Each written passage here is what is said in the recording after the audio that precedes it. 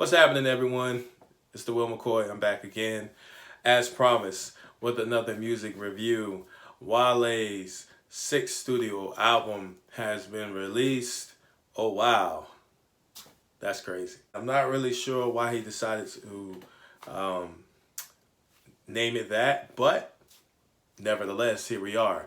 I did not watch the Breakfast Club interview. I do want to watch it, but I have listened to this album probably about 3 or 4 times at least, and I have thoughts and opinions that I want to share with you all. The album begins much like all of Wale's previous efforts and submissions with a very strong ambient gospel inspired sample track. It really has a very strong start. The thing that really concerns me when the album starts out really well is how is this going to carry on throughout the remainder of the album? Is this going to be a consistent project where each song flows pretty well, pretty seamlessly into the next? There's a common theme here. You definitely see where the person is going with and going for. This album was a little bit all over the place, if I'm to be completely honest. This album is mostly forgettable, which is unfortunate. In this day and time, it's so important to hold people's attention for as long as you can. And this album is just not something that I feel like you are going to revisit often. Such as songs like Expectation featuring Six Lack or Black. To me, that was a song that was very lacking. I've never really been a big fan of Black. Not a fan at all, really. And I've tried to get into his music. I've tried to listen to some of his project, and I just don't get it. I don't get the hype. To each his own, though. So that's one song that I really didn't rock with at all. Another R&B crooner, Bryson Tiller, aka Mr. Milk Carton, because he's been missing in action. And if you've seen him, let him know we care about him here in this hip hop community. We care about him here in this R&B community because he has been on a hiatus for quite some time. But Bryson Tiller's addition to this album was a subtraction. Love, ... parentheses, her fault. It's just your classic F-boy song. It's nothing really special going on. It's just your typical moaning and groaning about, I would settle down, but I can't settle down. Why? And then you got Bryson Tiller coming in and just delivering I just feel like he's completely lost his luster. I think it's just because he's, they say if you don't use it, you lose it. And here Bryson Tiller clearly has lost a step. There are bright spots on this album, of course. The intro track is followed by a very upbeat Afrocentric Homeland dance tune. And it's really vibrant, very enjoyable, something you definitely can enjoy, something you definitely could envision or definitely hear yourself playing in the future, or even on whether it be in a party setting, whether it be just cruising. Cliche was another great song that I enjoyed a lot, featuring the heavenly vocals of one Ari Lennox. Ari Lennox has been on quite a tear this year. She's really had some tremendous submissions and features, but this, for some reason, this right here, Ari Lennox on this record, it just sounds phenomenal. You have another big feature, Meek Millie. Who's had a better run than Meek Mill, huh? Meek Mill is on his Redemption tour, and he shows up on this album doing what Meek Mill does best, which is yell really loudly into the microphone. I've grown to be a big fan of his, not just because of his music, but also because of his activism. On this track, Routine, featuring Meek Mill, just feels a little bit like they tried to recreate something Meek Mill had done in his past, which was on the regular on, I believe it's DC4. I believe it was the DC4 mixtape.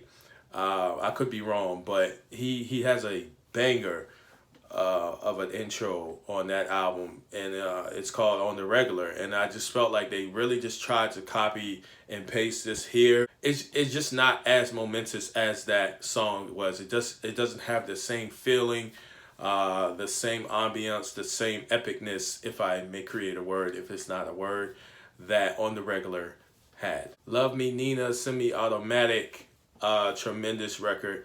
Wale at his best. Wale, quintessential Wale here.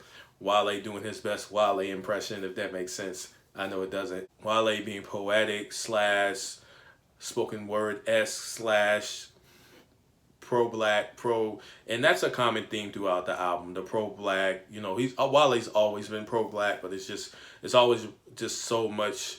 I get so much black pride. I get so much joy when I hear him talk his shit on different albums, on, you know, about, you know, standing up for rights and being a black man who talks about his emotions and you know, mental health and all these different things that he kind of tackles on this album.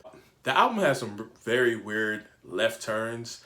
As much as I love Black Girl Magic, as much as dope as that is, to create a complete track about it and kind of just wrap it into this quirky kind of dance groove, go-go, or not even go-go, but just like a dance hall type of vibe, house, you know, it just seemed a little, it just came out of left field.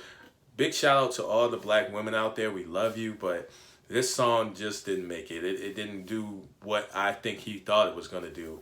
And then you have Debbie, which is even worse as an attempt to kind of spin it to some type of alternative pop record slash this is a hip hop album. So Debbie fits nowhere on this. It's not a good song, and I'm, you know, Wale is just a perplexing artist because he's phenomenal when he can be and when he wants to be, and then there are just things that he does that just frustrate the hell out of me. He is one of the greats, but he'll never, I don't think I'll ever admit or submit him as a top 10 artist or something like that. And it's not even because he's not, it's just because I just feel like he's so inconsistent on his projects. Lil Durk is on the track 50 and Safe, something that kind of grows on you.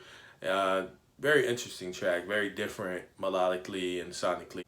Kelly Price does her thing. She's featured on the album as well.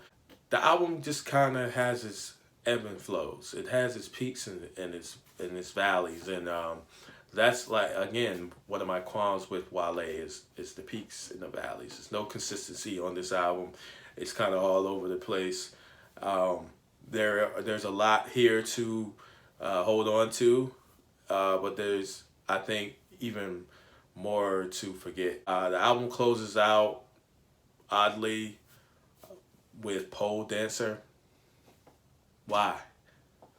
Why, Wale? Why?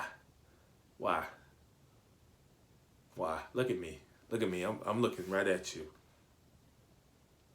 Why? I love Black Bonnie, man. I love Black Bonnie because I lost my train of thought. Yeah, I think Black Bonnie came out last year. I'm not really sure. Not really sure why he decided to put it on the album. Maybe because it's one of his better songs in recent history. Maybe because it's one of his better songs in recent times. I thoroughly enjoyed it. I thought Jacquees really did his thing. Despite him being delusional about being the king of R&B, he still holds his own very well. He really adds a lot to this Black Bonnie track. Obviously, you guys have heard that by now, but I mean, I loved that song from the first time I heard it. So, to me, it's honestly the best song on the album, in my opinion, in my humble opinion. Even though it had already been pre-released as a single so long ago, it has so much replay value to me. That's my review, y'all.